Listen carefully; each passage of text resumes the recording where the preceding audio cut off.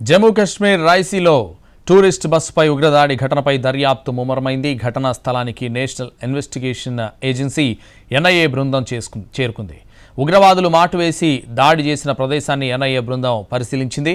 Forensic నిపుణుల బృందం కూడా ఘటనా స్థలం నుంచి కీలక ఆధారాలను సేకరిస్తోంది. ఘటనా స్థలంలో లభించిన షెల్స్ ఆధారంగా ఉగ్రవాదులు ఉపయోగించిన ఆయుధాలను గుర్తించే పనిలో ఉన్నారు.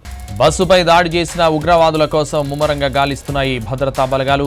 దట్టమైన అటవీ ప్రాంతం కావడంతో హెలికాప్టర్, డ్రోన్ల సాయంతో జల్లెడబడుతున్నారు. ఉగ్రవాదులు ఎటు నుంచి వచ్చారు, ఎటు వెళ్లారని తెలుసుకునే ప్రయత్నం చేస్తున్నారు. వివిధ ప్రాంతాల్లో గల సీసీటీవీ కెమెరాల ఫుటేజ్ను క్షుణ్ణంగా పరిశీలిస్తున్నారు.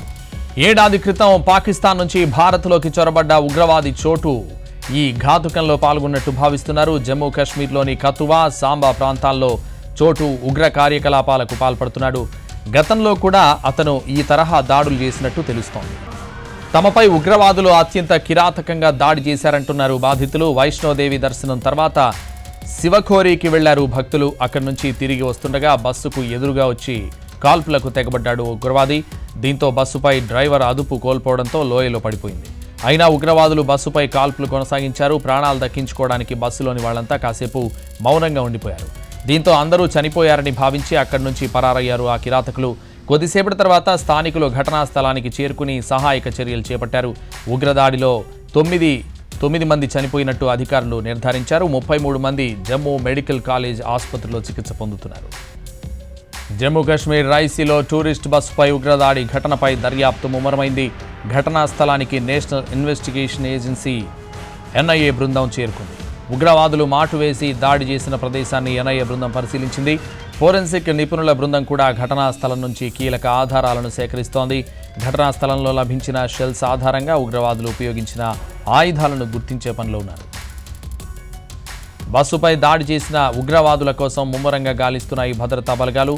దట్టమైన అటవీ ప్రాంతం కావడంతో హెలికాప్టర్, డ్రోన్ల సాయంతో జల్లెడపడుతున్నారు.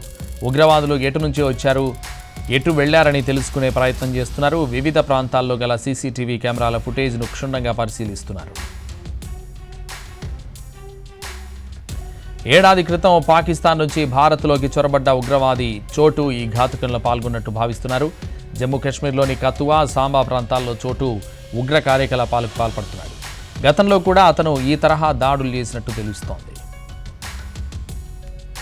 తమపై ఉగ్రవాదులు అత్యంత కిరాతకంగా దాడి చేశారంటున్నారు బాధితులు. వైష్ణోదేవి దర్శనం తర్వాత శివఖోరీకి వెళ్లారు భక్తులు.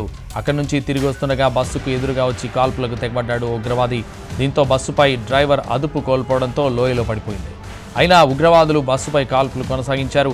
ప్రాణాలు దక్కించుకోవడానికి బస్సులోని వాళ్లంతా కాసేపు మౌనంగా ఉండిపోయారు. దీంతో అందరూ చనిపోయారని భావించి అక్కడి నుంచి పరారయ్యారు ఆ కిరాతకులు. కొద్దిసేపటి తర్వాత స్థానికులు ఘటనా స్థలానికి చేరుకుని సహాయక చర్యలు చేపట్టారు. ఉగ్రదాడిలో 9 మంది చనిపోయినట్టు అధికారులు నిర్ధారించారు. 33 మంది జమ్మూ మెడికల్ కాలేజ్ ఆసుపత్రిలో చికిత్స పొందుతున్నారు.